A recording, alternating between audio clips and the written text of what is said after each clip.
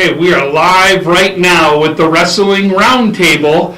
Yeah, you may have seen it for those of you Western New York Athletics enthusiasts. I just finished over at Sweet Home with a great basketball game as Sweet Home defeats Iroquois in that one. Yep. And we got a chance to see a milestone hit as Trey Kleitz in basketball breaks the school record for most points there. And then we run back over to here, and guess what? Now we're into wrestling. We got some big things to go over this week in wrestling, especially when we get to our segment 3 where we talk about the dual state championships for both the Catholic and the section or the state tournament for the publics. Those are going to be some big things we're going to get into conversations with. But we're going to start in our segment 1 where we go through the different matches that we've been to so far this week. Yeah. And we're going to kick it off with one that we actually broadcasted, which was St. Francis St. Joe's. Yes. Well, I do want to say I was watching some of the basketball thing because I obviously don't live far from here, so I was watching some of the basketball game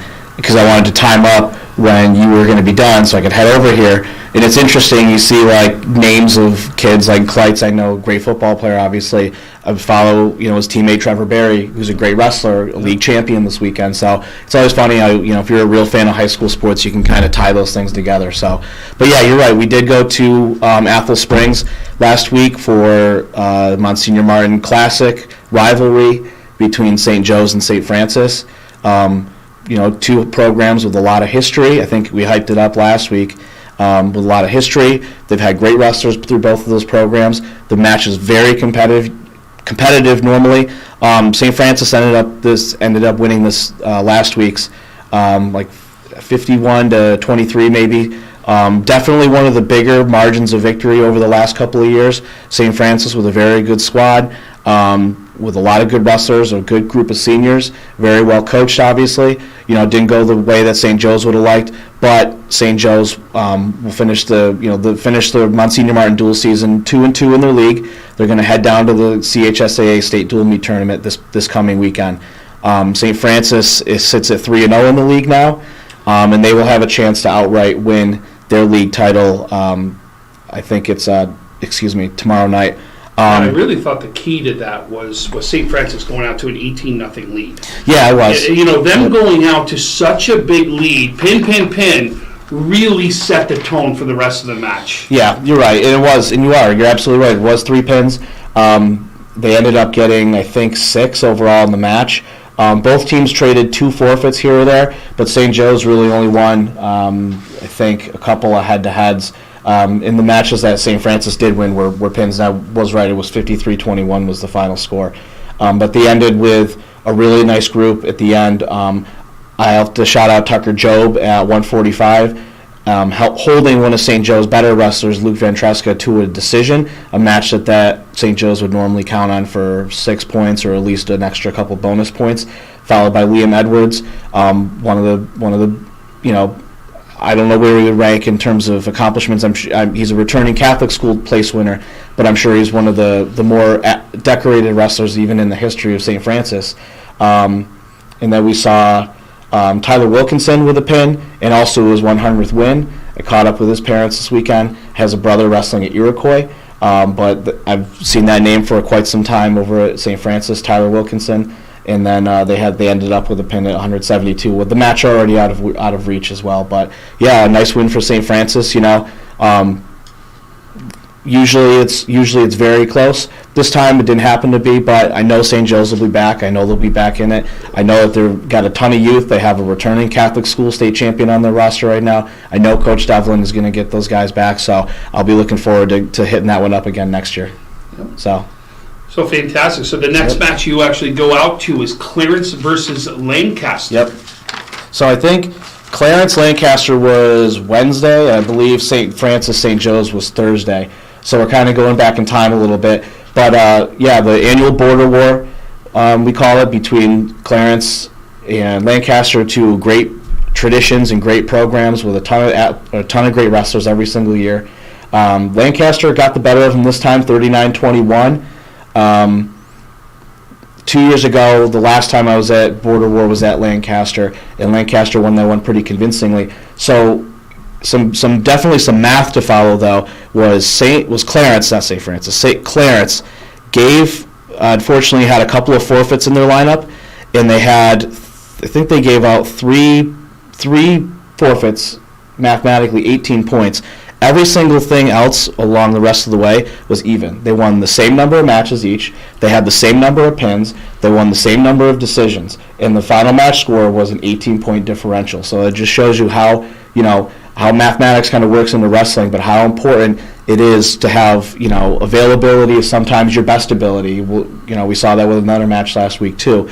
I was at that match. Clarence, Coach Storer and his gang wrestled especially well, I think. Unfortunately, that's one of those matches where, yes, it's going to be tough going against the top team in the section with Lancaster, and giving them 18 points is going to be hard to overcome. But I think all in all that Clarence has to be happy with the performance. I know I talked to Coach Storer afterwards, and he was pretty happy with it,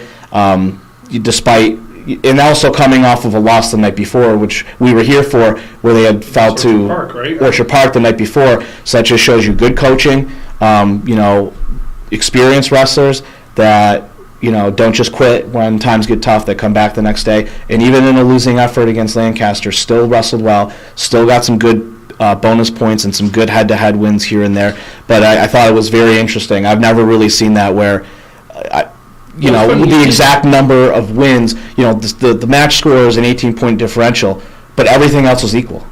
It's funny, you did bring it up in the Orchard Park win over Clarence, that there were a couple key just like this. Yep. So it obviously was two matches right in a row that ended up costing them because of it. And you have all sorts of, I don't know what the problems were, but you have someone who doesn't make weight here or there. You have an injury, a COVID, contact. It could be anything. Yep. So right, and this season has thrown more left hooks and right hooks out of nowhere than any I've seen before. I think these coaches are doing a heck of a job in spite of it all. So how about the run Lancaster's on, though, since the duels, right? Yeah. Number 4 seed in there, they come out with the win, and they've been on a roll ever since. That's right. So they have two more ranked league matches this week.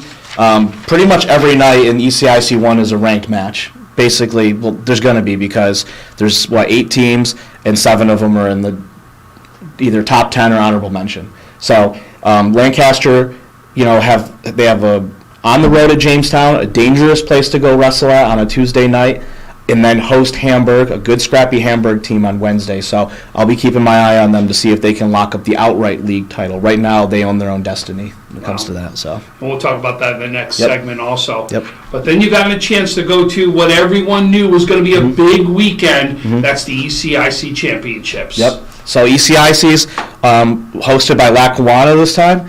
I'm not sure how many times Lackawanna was hosted, but they did a fantastic job there. So shout out to the Steelers athletic department and their coaching staff and their volunteers. They did a fantastic job running a tournament. It's a 2-day tournament. Starpoint got their first ever team championship in the individual ECIC tournament. First time they've ever done that. So the accolades keep pouring in for Coach Hart and the gang up on Mapleton Road. Frontier had the most champions of 3 champions. They won at 102 with Colin Edwards and Travis Browning at 110, and then they won at the opposite end of the lineup with Conrad at 285. So looking really good. The big football player, lineman, going against Wrestling Collison from Lancaster that was too. A big one, yep. So. But yeah, that was a great tournament. I thought it was extremely well run. I thought there was some great finals. I thought the refereeing was good. The support was good. The whole flow of the tournament was really excellent. I'd actually never been to Lackawanna before. The gym setup was really good for hosting a wrestling tournament, and I didn't realize there was a side gym there too, so there was all sorts of space. I think ECIC JVs will be coming up, and Amherst will host that. So it's nice that the ECIC, obviously a big deal is this tournament, but also makes an effort to put on a JV tournament, which is so important. We all forget that the JVs are going to be the next varsity starters and the next champions. They have to have that same training and those same opportunities for tournaments and matches and stuff. So it's really nice of the ECIC to kind of help promote that and help make sure that we have a JV function as well. So no doubt about it. Yep. Absolutely. It's the, in other words, where's the next player come from, right? Where's the next wrestler come from?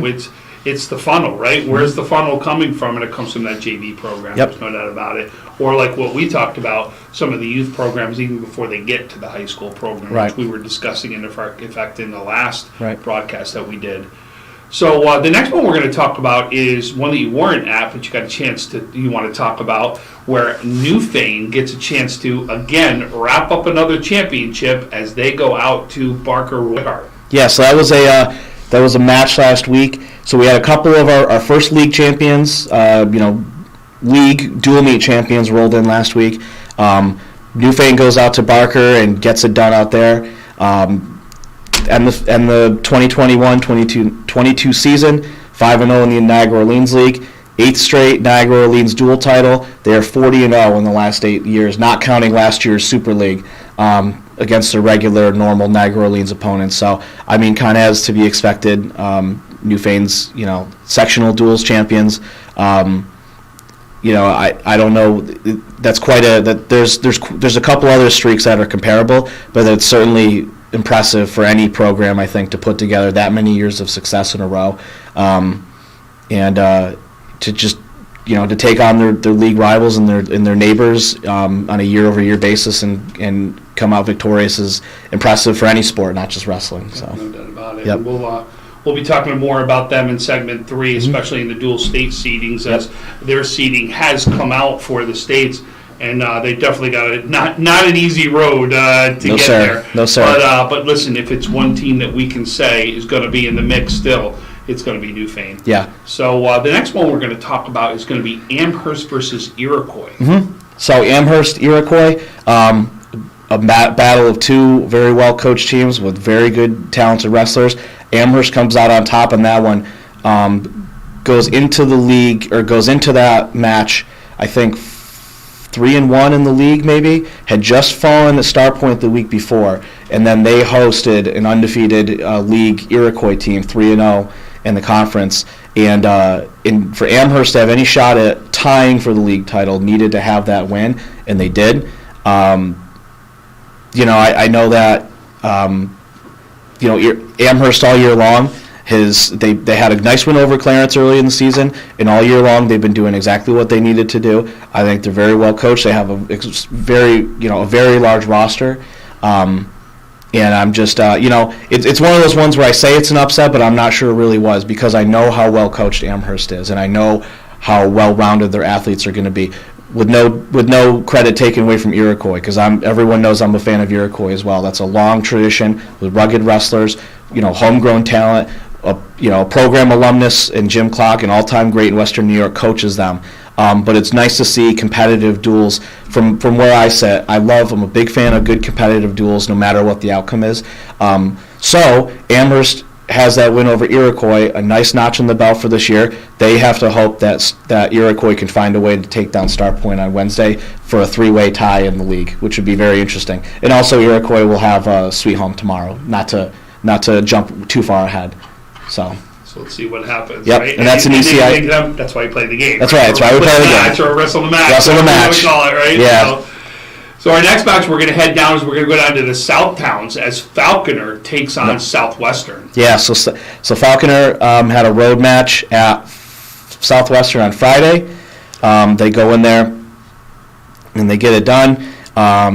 Won, the majority of the head-to-heads. Southwestern, though, does have a number of very talented wrestlers. I wrote about them this week in my roundup, and I don't want people to forget about Dante Hoos, a 2020 Section 6 champion and New York State place winner, as well as a little guy, Carmine Calamari, is returning place winner in the section, 21-1, back at weight at 102 pounds. And then, a couple of the other Hoos brothers are in there as well. But Falconer is just the unstoppable force, 11 straight CCAA 1 titles, 10 undefeated years in the last 11 in the league. And this is one of the better years that I've seen so far. I mean, you got a very good Chautauqua Lake team they had in the league that they beat 2 weeks ago. You have a very good Southwestern team with a lot of talent, 1 forfeit in the lineup. That's it this year. And I know that there's been plenty of talented wrestlers in and out of the Trojans program. You got to, I have Gowanda ranked, Cattaraugus, Little Valley in my top 10. No disrespect to them, but Falconer, is handled their business against them in the beginning of the league season, but still, like, a Gowanda team that has shown a lot of improvement this year too. So it's a couple good competitive matches for Falconer, especially that Chautauqua Lake one. But I can't say enough about how the program, the machine that Coach Wilcox and his gang have down there outside of Jamestown. I've spent time analyzing their youth program and their coaches history and where they're from and how they operate. And it's a wrestling machine in Western New York. So, and they're obviously, we'll talk about them, but they're going back to the state dual meet tournament too. And I can't say that enough. I really can't. When you talk about, when you just said, I went down there to analyze what those youth programs do. Those youth programs, I don't care what the sport is. That's your feeder program right now. If you want to be a success at any single sport, I don't care what it is, it's got to start in the youth programs. And it's got to be a program that that you're a part of as a community, right? Or you're a part of that coach. I'm not saying the varsity coach has got to be there at all, right? But the varsity coach knows what's going on. The infrastructure being there is extremely important. Yeah, I mean, I know, not to go on a complete tangent about Falconer, but there's been times over the years where I've learned that they can't have on youth, Pee Wee night practice nights. They have to stagger it different nights of the week because so many young boys and girls want to, and parents want to get their kids involved in that program, which is very neat. And I think it's definitely envious, to a lot of other places in the section. I know a lot of other places don't have the same tradition or the same, wrestling support or wrestling minds or as many of them around. So it's something very special and very unique. And I think it's, definitely a blueprint for towns or communities that really want to get serious with the sport of wrestling. Them, Lancaster, our friends around Niagara Falls and Niagara Wheatfield really set a blueprint for how to get the Pee Wee infrastructure, the little kid infrastructure, and how to keep it going successfully for a long period of time. So some other places as well. Just we were talking about Falconer. Yeah, we just happened to be talking about that one. Yeah. And how you looked at the blueprint. That's why you really had to make a comment on that, just because it's exactly how to build a true program. That's a program down there. That is a program. It really is. That's what you call a program. That's really what it's all about. Yep. So the next place we're going to go to is we're going to know from the South Towns up to the North Towns, where the Niagara Orleans tournament was this weekend. So let's talk about that a little bit. So we have the 53rd annual Niagara Orleans tournament. It follows up the end of the Niagara Orleans dual meet season. Newfane won their third straight, I believe, or fourth straight, with 202 points to second place Albion's 153. Wilson in third with 150. Medina in fourth with 145, followed by Barker and Akron. So Albion, Wilson, Medina, so Newfane won pretty handily, but Albion, Wilson, Medina was separated by less than 10 points. So, which is directly reflects in the standings, because the standings, I looked back, and this is going to be the first time in a while where the second through fifth place teams are all going to end up with at least 2 wins. So it was a dog-eat-dog dual meet season in Niagara Orleans, which is really good to see. I've been saying from the beginning of the season, I'd noticed that participation was up, less forfeits than I've seen in the past, and I'm really happy for, I say it all the time, I have a soft place in my heart for small school wrestling. I'm really happy what happened with Niagara Orleans wrestling this year. Wilson had a great year. I mean, Medina didn't win a league match 2 years ago. 2 years in a row now, they've won at least 3. They have very talented. They have a returning sectional champion on their roster. But Newfane, took their dual meet success of the season and transitioned it right into the Niagara Orleans tournament. Had, I think, 6 champions. Some really good. We'll see a lot of athletes that will be competitive at the section and state level this year will come right out of the Niagara Orleans League. A lot of these small schools.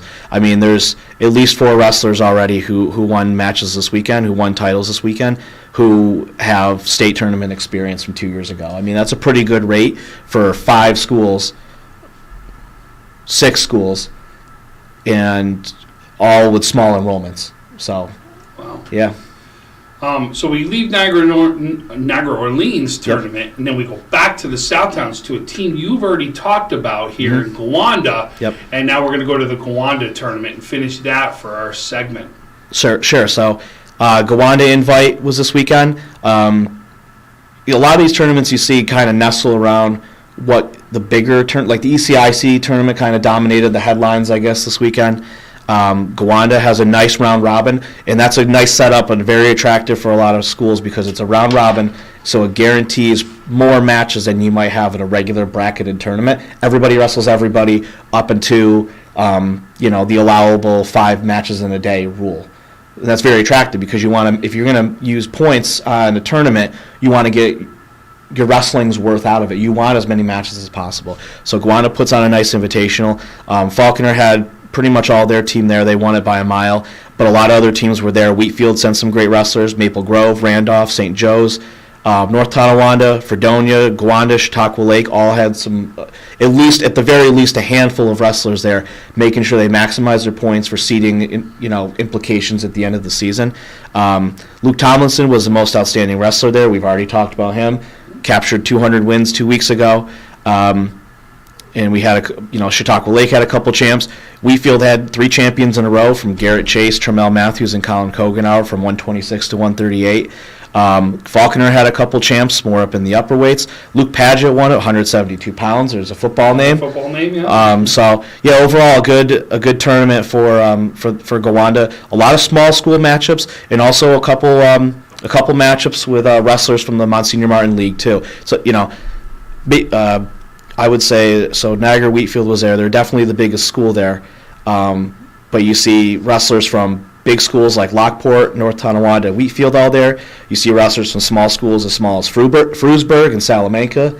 You see a couple Monsignor Martin teams there. So definitely a very interesting mix of wrestlers at Gowanda this weekend. But some important head-to-heads occurred there.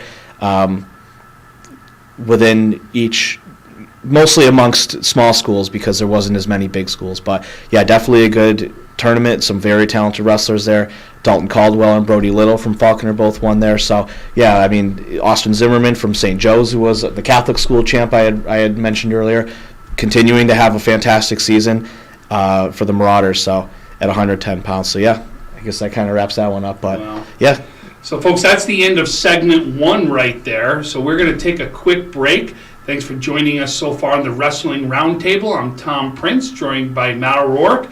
We'll now take a quick break, come back for section 2. In segment 2, we're going to talk about what are some of the big matchups this coming week, because we've got teams that are going for conference titles. Mm-hmm. So join us back shortly, right after this break.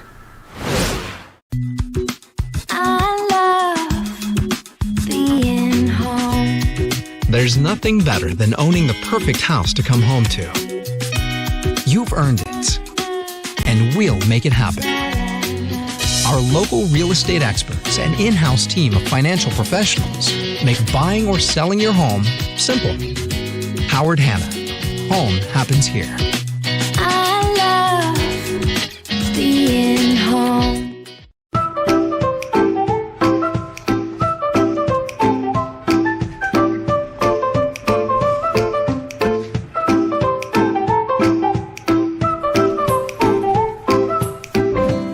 The most prepared moms experience the unexpected.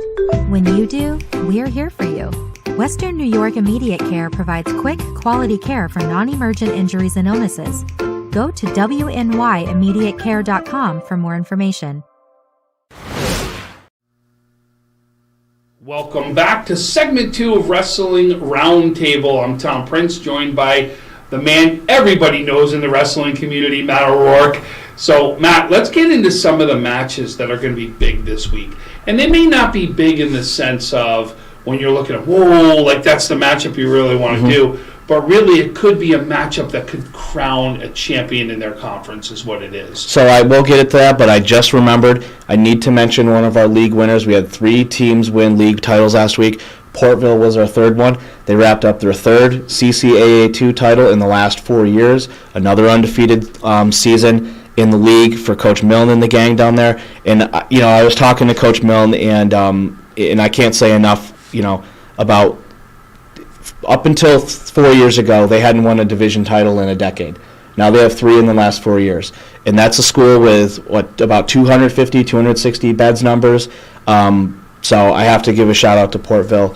They, were going to come up here to the dual meet tournament. Unfortunately, they couldn't make it. I was very excited to see them and what that would mean for their program overall, to say, okay, we went from not winning a league title for a decade to now being an invitation to the most prestigious dual tournament in Western New York every year. So I got to give a shout out to Portville as well, wrapping up that league title. I'm telling you, that's a good school as far as sports go, period. Yep. We've talked about them in football. I know they're doing it for basketball. Guess what? They've got a Division I baseball player down there in Portville, too, in Max Yell, who's tearing it up right now. Cool. I'm telling you, a big name to hear about. That Portville School District can really do things. While we're at Portville, make sure we throw out to Colt Matz, the young little boy that is the baseball coach's son out there, who dealing with leukemia, and all of Portville knows who he is. Colt, you are always on my mind, buddy. Whenever I get a chance to talk about you, I'm gonna. But Colt, I know we're thinking about you. I know that wrestling program knows you real well. Keep fighting, buddy, because I know what you're capable of, and I can't wait to get down there to call. You ready for this? Colt's a big swimmer down at Polk. Ooh, okay. Can't wait to get down there and call one of his swimming matches. You got to bring the whole house for that. We're bringing everything. Bringing the house. In that pool again, I'm telling you, we're bringing the house down there. All right. But Portville, I know how much you've been backing him. Yep. He's an amazing young man, and since you brought up Portville, we got to bring up Colt Matz. Yeah, absolutely. Glad you did. So let's get into now some of the matches that we talk about. Okay. And the first one we're going to go to is going to be St. Francis versus the Gao School. And this is one of those ones that you're talking about where they get a chance to go after a conference championship. Yeah, so, St. Francis will host Gao School this week. St. Francis is already 3-0 in the league. I don't see them losing this match. I'll say that they have, I once again never like to get ahead of myself, but I'll say that as long as St. Francis can make sure that they have a win in the final score in that match, they'll wrap up their first outright league title in the Monsignor Martin since, I believe, the 2018-19 season or 17-18 season. So, yeah, and then obviously they'll have their all-Catholic tournament coming up very soon, which we'll talk about as well. But, yeah, St. Francis can wrap up a league title on Tuesday, tomorrow, with a win against Gao School. And then on Wednesday we'll have a loaded night where we have a couple of ECIC races will all be decided. Can be decided. We'll come to a conclusion at least either way on Wednesday night with Lancaster hosting Hamburg. Lancaster will have to get by. Like I said, they go on the road to Jamestown tomorrow.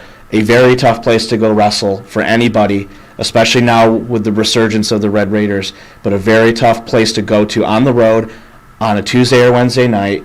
You get back late. Tough place to go wrestle.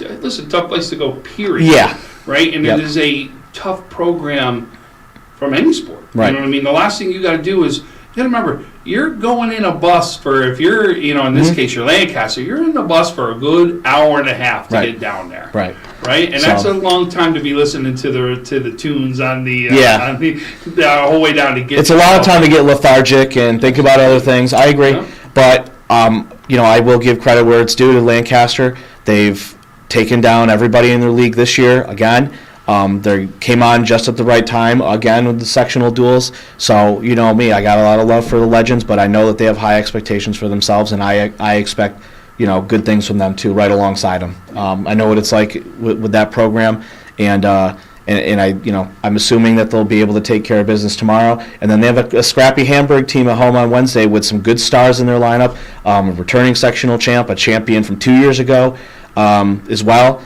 And a couple other guys who are real aggressive and look good this weekend when I saw them too. We will actually be at Star Point on Wednesday. Star Point will host that Iroquois, that rugged Iroquois squad I was talking about. If Star Point can get it done, if they can win, and this will be their third meeting this year. They met 2 weeks in a row at the beginning of the season, have not wrestled the dual meet since then. If they can defeat Iroquois for a third time, it'll be the Spartans' first outright league title since the 2016-17 season. And then the third ECIC deciding match of the night. But remember, go back to that, right? Yeah. Remember, waiting in the wings is Amherst, though, right? So if Iroquois could pull that off, you're talking about a possible three-way tie right there. Yes. So there is a lot of waiting in the wings on that one, which could go multiple ways with a win or a loss there. Right. So Amherst will have Will South on Wednesday. Iroquois will have Sweet Home. I would imagine that both of those teams could probably get those matches done in the league and make that that Iroquois Star Point match, the cherry on top of the season for all involved. But I like Star Point. I think they can be able to get that one done. But I would never say to look past Iroquois in wrestling. You're looking past Iroquois, forget about that. No, yeah. What Star Point has accomplished this year has been phenomenal so far. So no doubt they see the path right now there. It's just going after finishing it, what they need to do. Right. And I've said that I'm impressed with the way Star Point rises to the occasion every single week. I think they're extremely well coached. I think they're extremely well prepared. I think they have a plenty of talent in the lower weights, underclassmen, and I think they're balanced out perfectly with a lot of experienced upper weights in the second half of the lineup.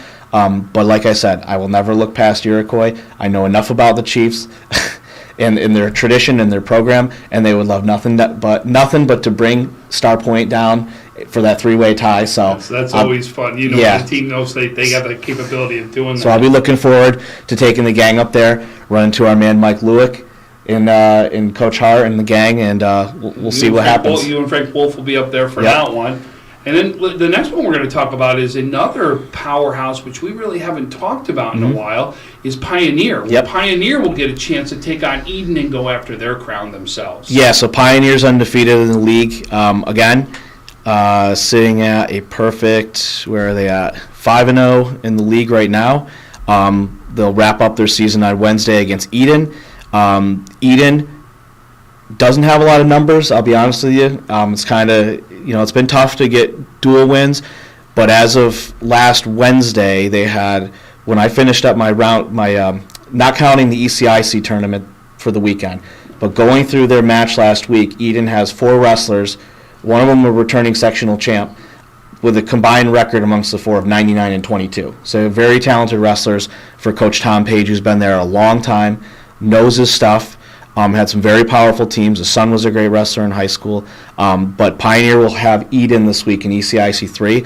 If Pioneer can wrap that up, they will get their 8th straight ECIC title. ECIC 2 or 3, they kind of flip-flop, and it depends on other teams. It's interesting. You never know. I never know in ECIC 2 and 3 who's going to be there.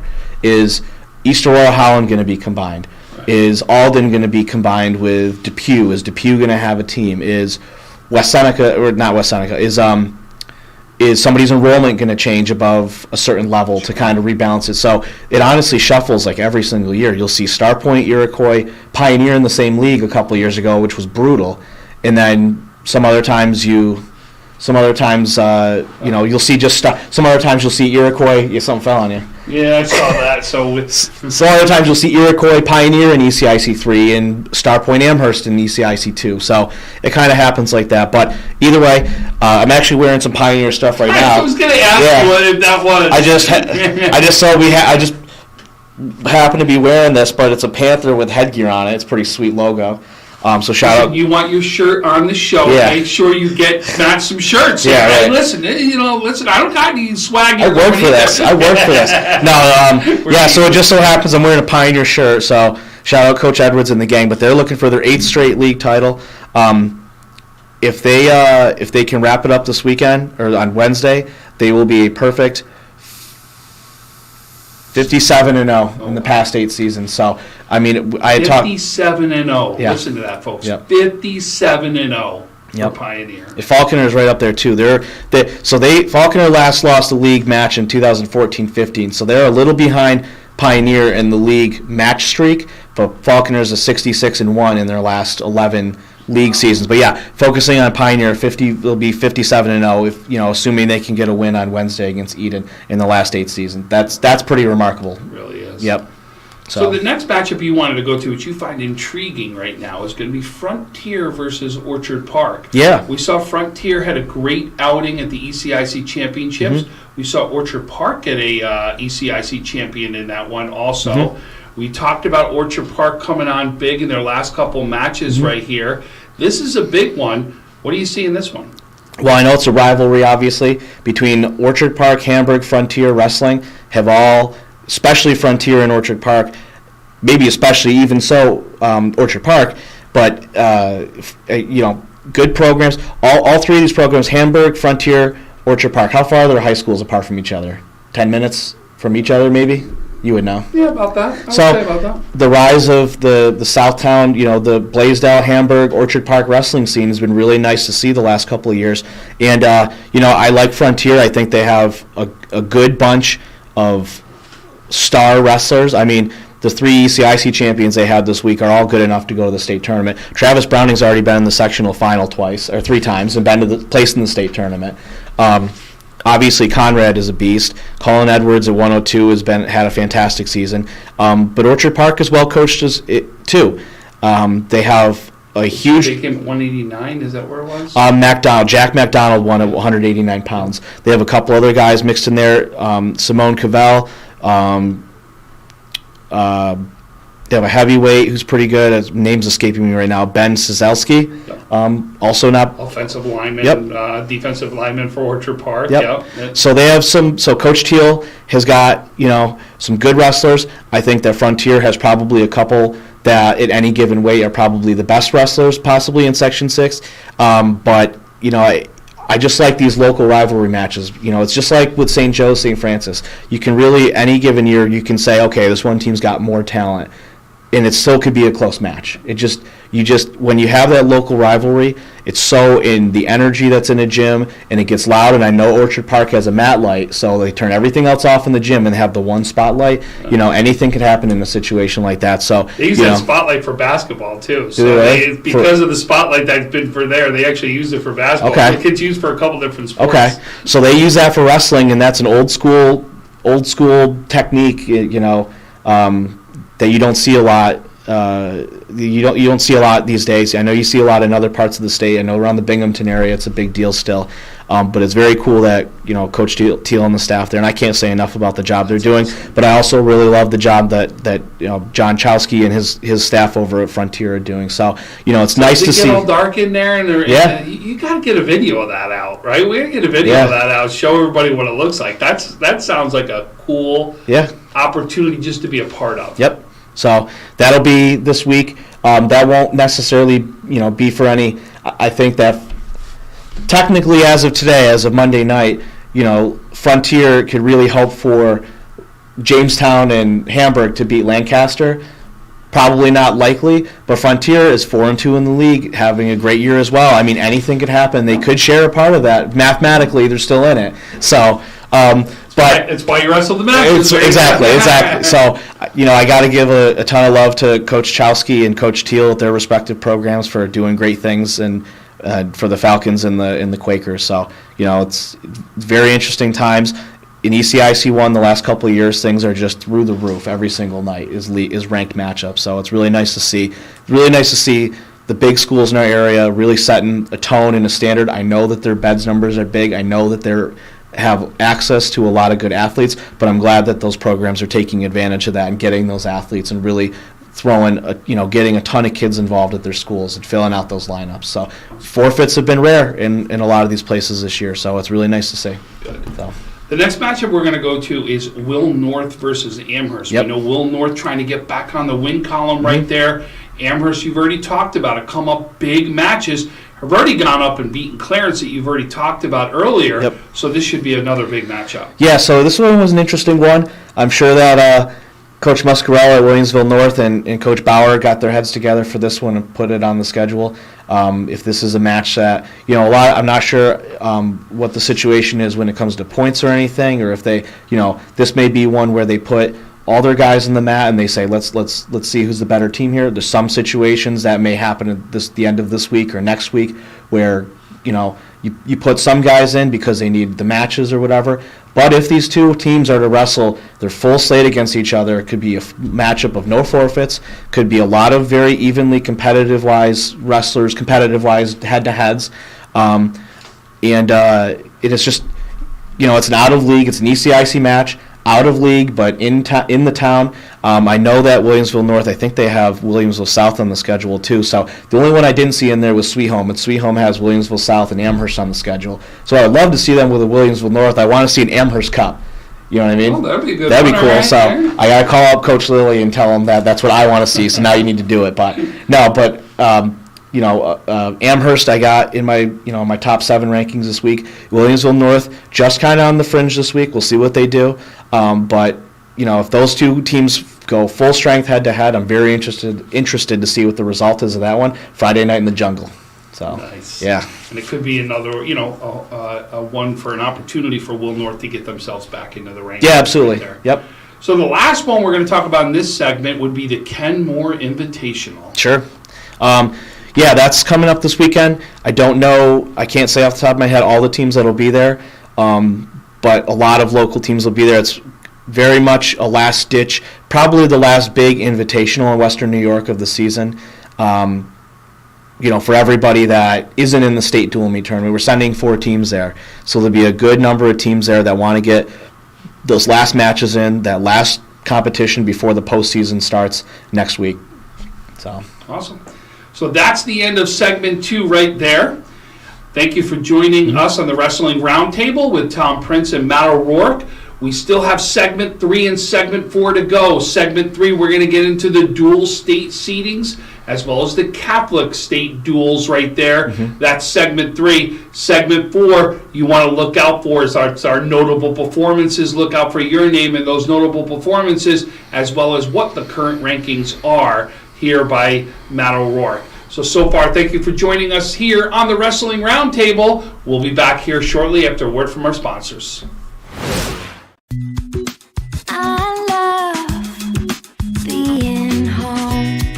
There's nothing better than owning the perfect house to come home to.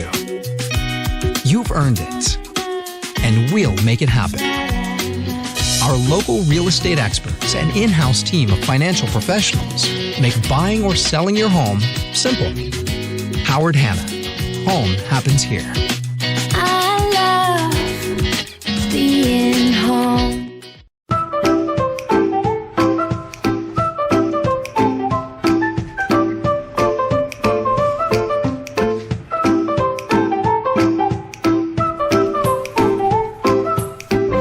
Even the most prepared moms experience the unexpected. When you do, we're here for you. Western New York Immediate Care provides quick, quality care for non-emergent injuries and illnesses. Go to WNYImmediatecare.com for more information. So we are back right now with segment 3 of the Wrestling Roundtable. I'm Tom Prince, joined by Matt O'Rourke. We're going to get right now into it. They've released the rankings. We've had them all, seen them all over Twitter, all over social media. The dual state seedings are in. We've got 2 teams that will be going for both the large and the small schools. Yep. Let's talk about that and what it looks like. yeah, so I'm very excited, Tom.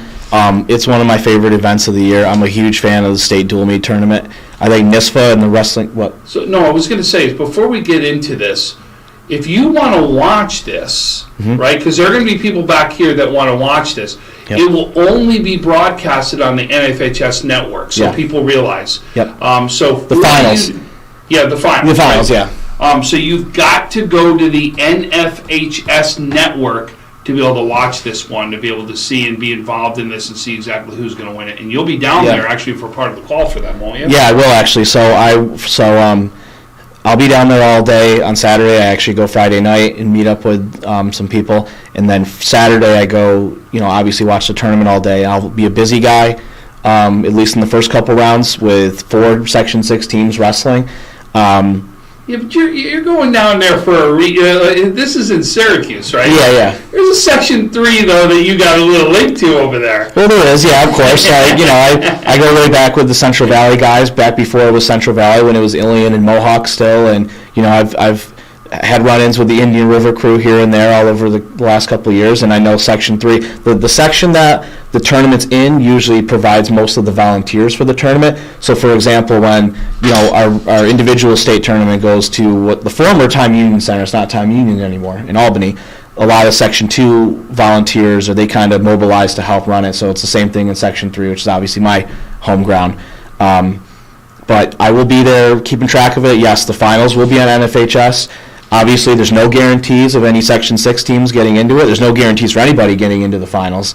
But I will be on the call. I was asked to do that, and fortunate enough to be asked to do that, and Francis Beck's going to come help out as well. So it'll be an all Western New York staff there covering for whoever gets in the finals from anywhere across the state. I'm very excited to kind of spend a little time getting to talk about them on air. So there's some teams that I think may make the finals, and I'm very excited to kind of familiarize myself with them. So there'll be 2 pools, am I correct, for each one? 4. So 4 pools, so there's, meaning two pools for each?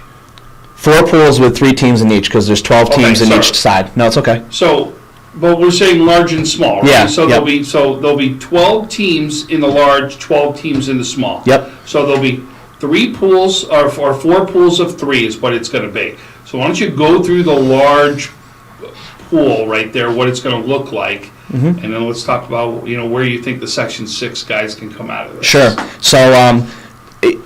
So the seedings came out at the end of last week, through the weekend. Sunday, of course, or maybe even Saturday, I got word that there might be a change in Division II, and sure enough, it came out. But I'll tease that, and I'll go talk about the Division I, and we'll get into those Division II guys. See, we need to keep you here. That's Yeah, why. yeah. Division I, though, we're going to send, obviously, our champion, Lancaster.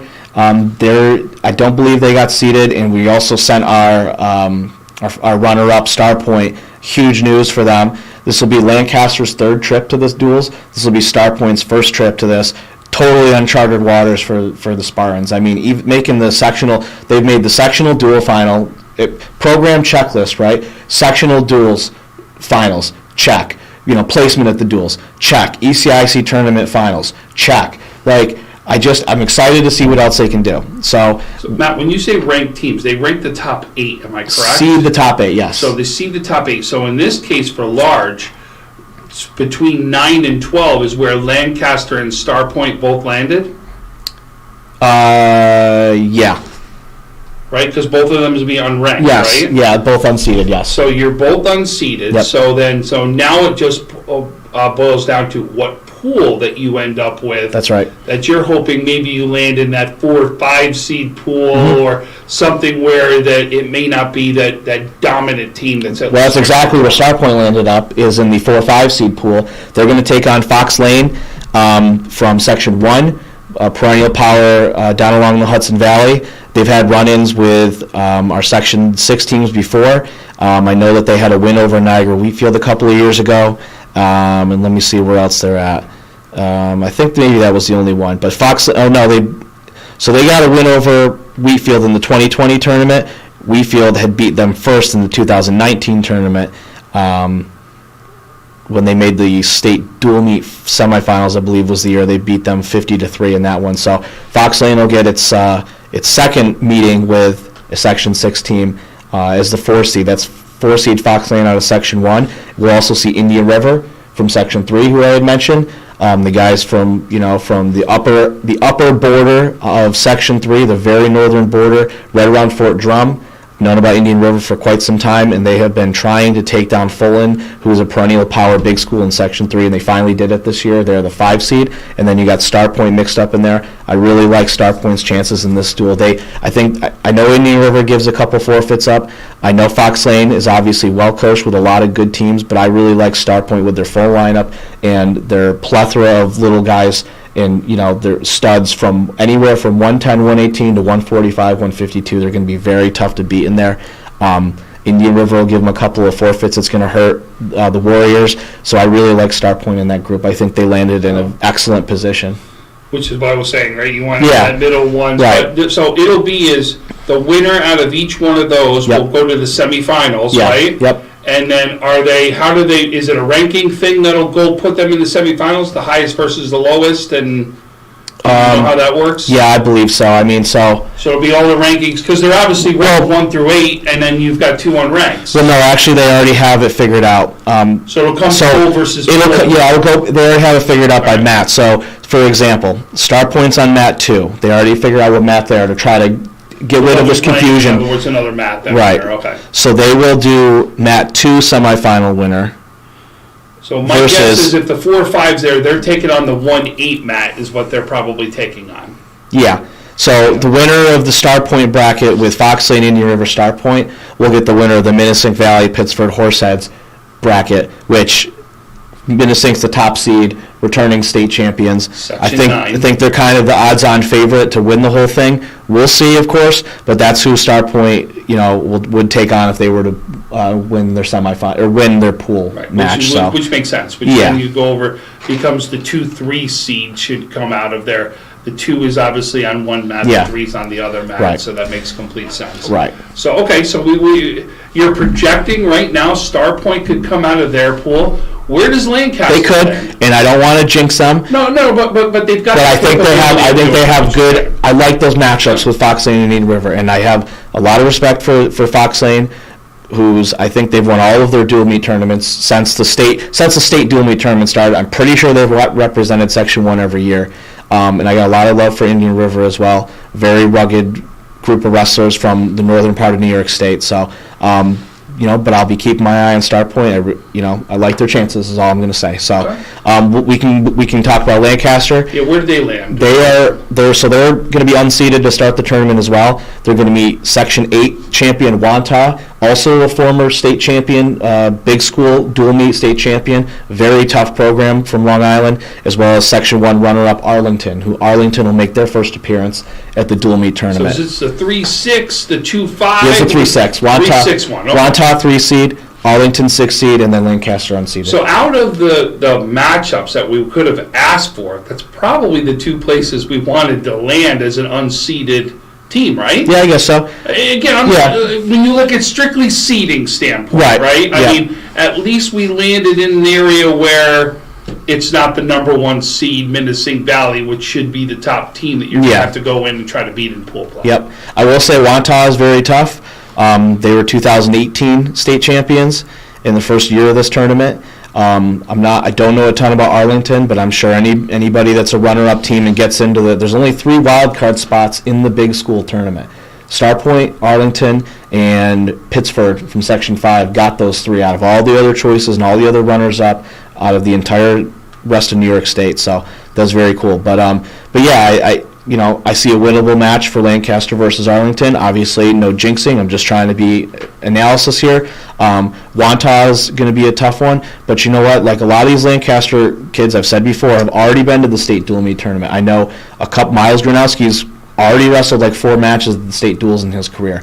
And their coaching staff has been there as well. So, Lancaster has the experience to go to this tournament and compete, and I'm looking very much forward to them at least getting their first win. They're winless in their first 2 trips to it, so I'm very hopeful for the Legends to at the very least come out of there with a win. Get that elusive state dual meet tournament. Most programs in the state of New York can't say that they've won a match at the state dual meet tournament. So I'm hoping that Lancaster can be the next one to say they can. Listen. Yep. And Star Point. This is the one time where we get to be a fan at the same time. Yeah, right? that's true. Go Lancaster, go Star Point. Yep. All of Western New York is behind you, no doubt about it. We're all going to be wondering what happens. Yep. Look out for Matt O'Rourke. I'm sure on Twitter he's going to be all over it, telling you exactly what's happening. Oh, yeah. But guess what, guys? You got all of Western New York behind you on this one. Yes, sir. That's the truth right there. Yep. So, okay. So go to the smalls. So okay. you already talked about something. This is though where one of the teams, we do have a ranked team in the smalls, but unfortunately that ranking is going to have them against a real tough matchup. Yeah. So Newfane is our Section 6 champion representative. They are going to start the tournament as the 8th seed. So this is where some stuff kind of changed around the last few days. There was a little bit of reworking of the seeding that ended up putting Newfane against in the bracket with the top seed Tioga from Section 4.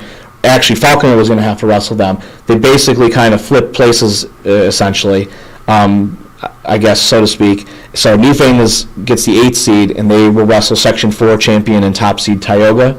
And they will also wrestle Section 9 champion Port Jervis in their bracket. Boy, Port Jervis has been a perennial powerhouse ever since I was younger, especially in wrestling. My high school coach wrestled there. So listen, it is a Section 9. You talked about Minisink Valley, Port Jervis, Monroe Woodbury. Right, graduated from Cornwall. There you go. Yeah. So Cornwall was another team that was a great wrestling program.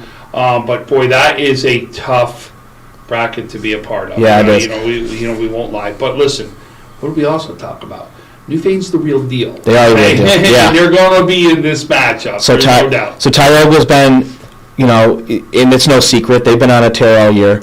But I know the Newfane guys well, and I know that program well. I always obviously have a lot of nice things to say about them. I'm a big fan of what the Panthers do, what they have done, and what they will do in the future. And I think that they are not going to be the team that backs down from anybody.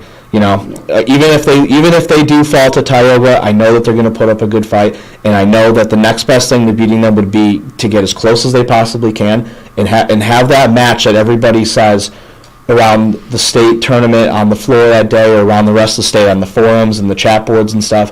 Who's this Newfane team? Who are these guys that had that push Tioga or came to within, however many points on them? That's obviously the first goal is to win, but if you can't win the match, then the next best thing is to say, okay, well, we're going to watch this. Like, we're going to push these guys as best we can and get the chatter talking. I know that some people in other parts of the state, given how far away we are, given that, we're in Newfane's in the uppermost northwestern corner of Western New York almost, basically, right? They're going to be saying, who are these Newfane guys? I could see that happening. I could see not. Obviously, wrestling is a small world. I know the Tioga group is aware of Newfane. Newfane's very active in Pee-wee wrestling and youth wrestling. I know that they take their kids everywhere. But I'm looking forward to seeing what Newfane can do against Tioga, so that the wrestling fans who are at the varsity level now say, "Whoa, okay, I was impressed with that Newfane team." And I'm also obviously looking for them to get a win against unseeded Port Jervis. I know those guys are always tough. They always come ready to wrestle. This will be maybe their second or third appearance at the state duels for Port Jervis. But either way, I know that Newfane guys will never back down from a fight. So there you go. Yep. And then Falconer, unseeded Falconer, Yep. correct? Where did they land? So they landed unseeded as the final entry into the state tournament. There's only one wild card allotted for small schools, and they got it out of all the rest of the state, Wow. which we already went on a tangent about them. Yeah. They deserve it. Absolutely.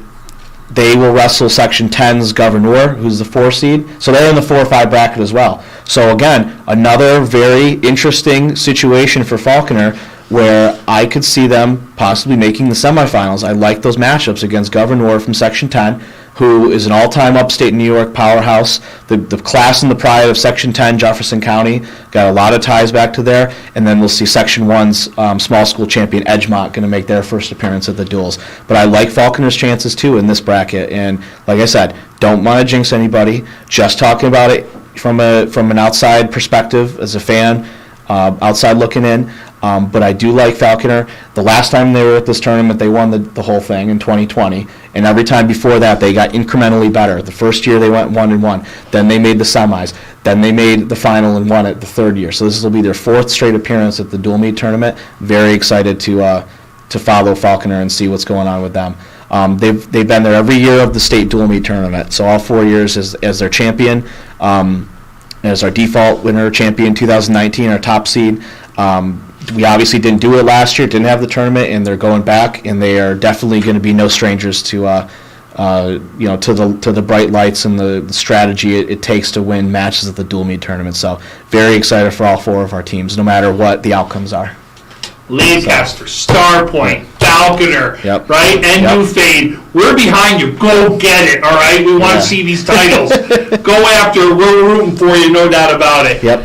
That finishes right there, segment 3 for the Wrestling Roundtable. Again, I'm Tom Prince, joined by Matt O'Rourke.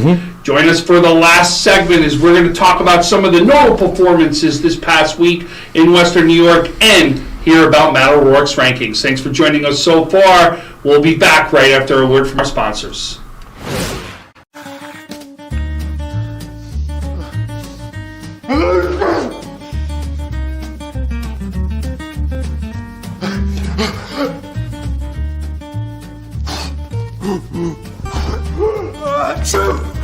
Avoiding care can lead to worse problems. Don't delay care. We're here for you. Western New York Immediate Care provides quick, quality care for non-emergent injuries and illnesses. Go to WNYImmediatecare.com for more information. Logistics Plus is a global transportation provider headquartered in Erie, PA, with locations worldwide, including right here in Western New York. Logistics Plus is consistently recognized as a fast-growing transportation and logistics company, great supply chain partner, top freight broker, leading project cargo manager, and a great place to work. With a strong passion for excellence, our 500-plus employees put the plus in logistics. Call our Buffalo office today for an efficient, personal approach for all of your transportation needs. So we are back for the final segment of the Wrestling Roundtable. I'm Tom Prince, joined by Matt O'Rourke. We're going to start with the Catholic dual states. We don't have everything fully finalized yet, so we can't get into the whole, this person's going to take on this team. But we do want to talk about, there is something very specific with the Catholic duels. Yeah, so there is a couple of results on the island that have to be wrapped up before this tournament. It'll be Saturday and Sunday, the 29th and 30th. At Iona Prep High School in New Rochelle. So we're going to send 4 teams, which we don't normally do. I think we took 4 a couple of years ago, but it isn't a regular occurrence to have 4. But St. Francis, St. Joe's, St. Mary's, and Canisius are all going to the Catholic High School Athletic Association dual meet tournament. 2-day tournament. Everyone's wrestling 5 duels on day 1. Then they reseed the tournament based on the day 1 results for day 2, quarterfinals, and then they declare a champion. And they, everyone will get 8 duels no matter what. They'll cross over ones that don't make the championship matches so that they maximize everyone's travel time, especially for our Monsignor Martin programs here that have to go all the way down there. This tournament's been, they have to go down there if the CHSAA tournament duels or individual tournament isn't here, that's a lot of travel in the month of January to go down to Staten Island or Hicksville or New Rochelle or somewhere like that for a Monsignor Martin member team. So, which, make a note now, we will host the CHSA individual state tournament this year at St. Mary's High School, which we're planning to be on site for day 2 for the finals for that. So mark your calendars for that. NHS broadcast type thing there too. But we'll probably absolutely talk about this more next week once we get more information on it. But listen, right now you got 4 schools representing. So think about it. We've got 8 schools representing us between the public duels and now the private duels. Yeah. This is awesome, and no doubt just shows how strong wrestling here is in Section 6. Yeah, it's exciting to follow, and I'll be a busy guy trying to keep up with it and get that good information out there. But yeah, it's going to be a busy weekend for sure. Yeah. So let's get into some of the notable performances. I know you want to start off with somebody very specific because we had a chance we were getting into him last week. Oh, yeah. Why don't we start right off with Trevor Sheehan? Yeah, as coincidence may be, we'll talk about it'll be the Trevor Sheehan show. But we talked about him last week, mentioning live on this show that he had broken their program wins record. Tonight breaks their program or sets a new standard at St. Mary's with his 100th career win, the very first one in the history of the Lancers program to do so, which is a nice individual accomplishment for that young man who's also spent time at Lancaster, and also for the program to have that, a young wrestler who achieves 100, wins throughout their career. Either all of it or most of it at the school. It doesn't matter. Obviously, it's a 4-year school, so a lot of wrestlers will wrestle 7th, 8th grade, what have you. Either way, it doesn't matter. Sheehan's a senior over there now. I know Coach Weiss does a great job over there. Zach Weiss does a good job over there. The athletic director. Yes, athletic director works really hard to build that program and to train those wrestlers and to get them in the door and keep them involved in the program. And obviously they have one of the more, I think they are huge supporters and huge advocates there within the program and within the school itself. For girls wrestling, they have a number of females on their team who are, impressive in their own right.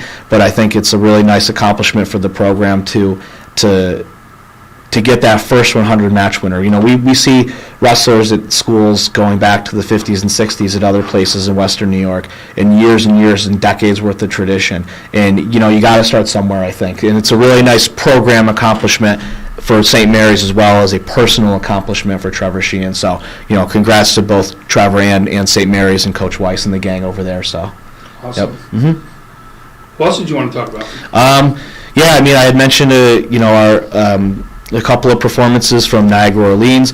I know our ECIC, I didn't mention our ECIC MOW was Dylan Collins from Hamburg High School with a pin in the finals. So MOW, why don't you explain? Most outstanding wrestler. Okay. Won a very nice weight class at 152 pounds this weekend. Had a pin over was a sectional champion 2 years ago.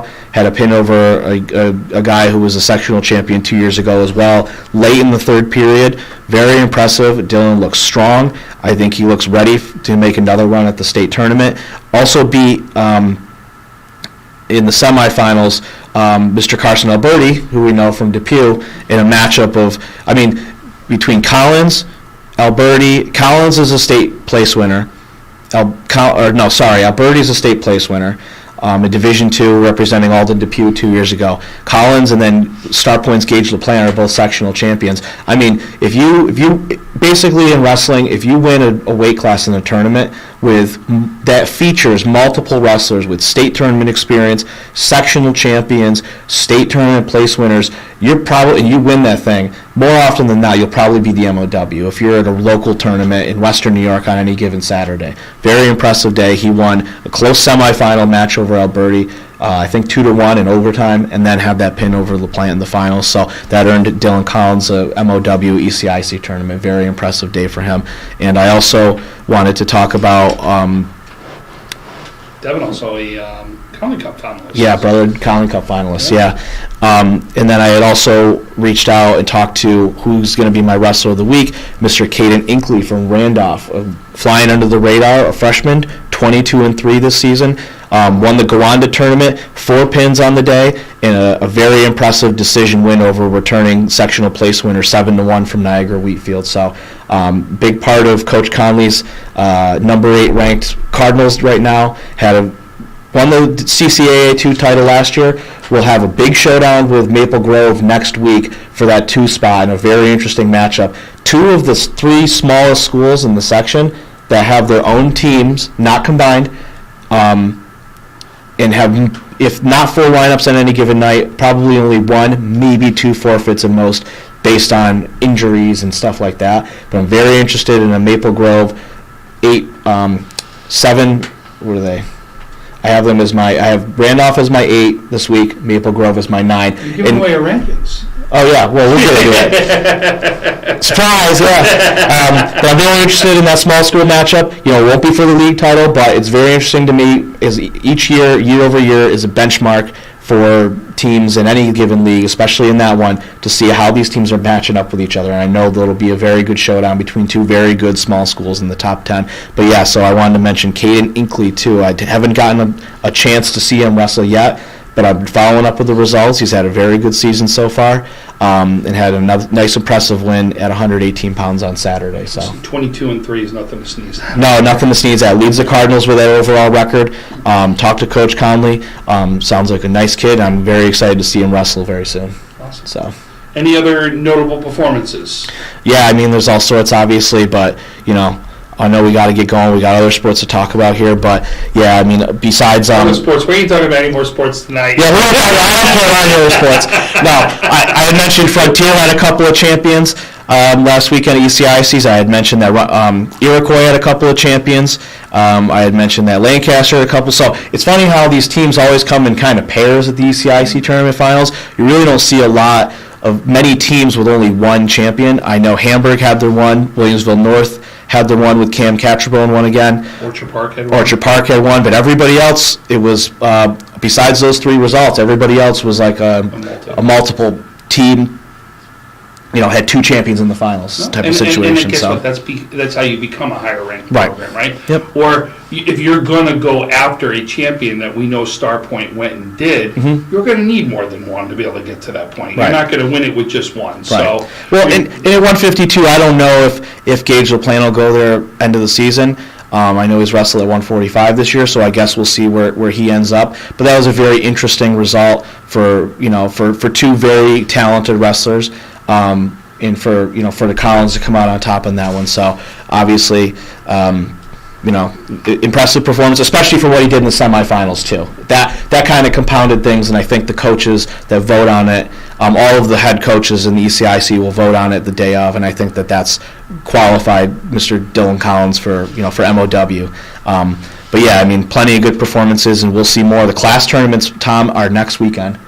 next weekend already. State duels this weekend, class tournaments next weekend, Monsignor Martin tournament next weekend, CHSAA duels this weekend. It is literally the home stretch in the next 3 weeks. So guess what? So, next 4 weeks. next week's show could be a big one, so Yeah. everyone want to stay tuned. Oh, yeah. Why don't we then talk about, let's get into the rankings, because these are the teams that we're going to be talking about next week as we go into those class championships. Yeah, so a lot of these teams will be in the same class with each other. Some of them won't be. Some of them are a little more top-heavy than other ones. Some of them aren't. But I didn't have a lot of change this week. In Division II, it didn't change. Newfane at number 1 still. Falconer at 2. Chautauqua Lake at number 3. Had a good performance this weekend. Pioneer at number 4. Right here. Iroquois. I want my Iroquois, followed by Portville, Southwestern, Randolph, Maple Grove, and Gowanda, Cattaraugus, Little Valley. The last 2 or 3 spots I don't really rank early on in the season, but as the season progresses, I like to make sure to recognize some programs and some coaches that I think are doing some nice things, and you see it week over week. And obviously power rankings isn't necessarily who beat who going back to the first week of the season. I mean, you can't do that with sports, or it'll really never change. I think that my small school ranking has held pretty strong. I haven't seen a lot of variation. I haven't seen a lot of upsets. It's just one of those things where I have no problem moving some teams around based on recent results and, did they look good this week? Did they look good last week? But they're all holding exactly where I tend to think they should be. So maybe some people disagree, but at the end of it, the 9, 10 in the honorable mention spot, I don't have an honorable mention this week. There's a couple teams I'm thinking of, and I know that by the end of the season there will be some honorable mention teams that I hadn't talked about all year that I'm going to throw in there just because I think overall the body of work from the season will be impressive enough that I want to make sure they get that recognition for their program for the end of the year going into next year. Awesome. So, but in the one, you said you had a little shakeups in the one. Though. Yeah, so in Division I it was a little tougher. I have Lancaster, Star Point, Falls, Wheatfield, no change at the top 4. However, I did bump Frontier to number 5. Thought they've had a great dual record recently. Thought they had a very good performance on Saturday. I believe they took 3rd overall in the standings. Let me make sure. Yeah, so Star Point, Lancaster, no, Hamburg took 3rd in the standings. Frontier was not far behind, though. So Hamburg, Frontier, Iroquois, the 3, 4, 5 teams this weekend, followed by Pioneer, the ECIC tournament. But nonetheless, still an impressive season for Coach Chowski. I know that they're going to have a couple of guys. They should have a couple of guys at the state individual tournament for sure. Followed by Amherst at number 6, had a nice win over Iroquois that I thought warranted a bump in the rankings. I did bump Clarence a little bit down to number 7. They do have a loss to Amherst this year, and they have beaten Frontier a couple of times, but I think, and I thought about maybe dropping Clarence a little farther because of the 2 losses last week, but I think the way that they responded against Lancaster in their back-to-back dual meet nights, coming off of a loss against Orchard Park, I think warranted a little bit, to make sure that I give the Red Devils some love in terms of, you may have lost that match against Lancaster, but you were literally neck and neck with them. You lost simply because, not simply because, but the 3 forfeits were a big difference maker mathematically in that match. Obviously, you can't predict, if they had 3 guys in there, they would have won. That's not the case. I'm not saying that. I'm just saying I'm impressed with the way they wrestled that night, and I'm impressed that they were able to respond after a loss the night before. Literally the night before to Orchard Park. So then I put Hamburg right behind Clarence. Clarence does have a good head-to-head win over Hamburg from a week ago. I did keep Orchard Park at number 9. They were honorable mention last week, but I think all things considered, yes, so they have a win over Clarence for sure. But I think other results tied into that, I give Clarence the benefit of the doubt for now. And I may be wrong on that, but that's a risk I take putting my name on these rankings. Then I have Jamestown at number 10. And then honorable mention, I kept St. Francis in there this week, as long as Williamsville North/East. Williamsville slips a little bit this week in my rankings. Obviously, there's still time left to recover. Rankings, like I said, are just who I feel is hot or cold or this or that, not necessarily based on the exact mathematical head-to-head, week over week, but I'll be coming out with rankings until the end of the season. Probably in the next 2 or 3 weeks, I'll wrap it up. This week will be a big week for duels. Next week will be really the last week, and probably after next week will be my last week of it. So already, so that's my rankings for this week. Awesome. Yep. Well, it goes by quick. So that right there brings us to the end of the show. I want to say thank you so much for joining us on the Wrestling Roundtable. We've got a big week. Look out Wednesday as we will be at Starpoint for Starpoint versus Iroquois. We will be broadcasting that. Support the wrestling community. Watch it. Get out there and support those guys. And to be honest with you want us there, let Matt know and we'll figure out something. Make sure it's a big matchup. We'll be out, but support wrestling right now. No doubt about it. And then I'm going to tell you, this weekend's huge. We got 4 teams. Let's support them. Section 6. Let's support them. Western New York. That's where we all get to be fans because now it becomes the Section 6 representative. That's right. So from here on in, I'm Tom Prince. We're joined by Matt O'Rourke, Heidi Gunther, our producer. Thank you so much again, Heidi, for doing this for us. Thank you. Right? So again, have a great night, everybody. Good luck this weekend. Good luck the rest of the week. Can't wait to see what happens next week. Join us next week here on the Wrestling Roundtable. Yep. All right.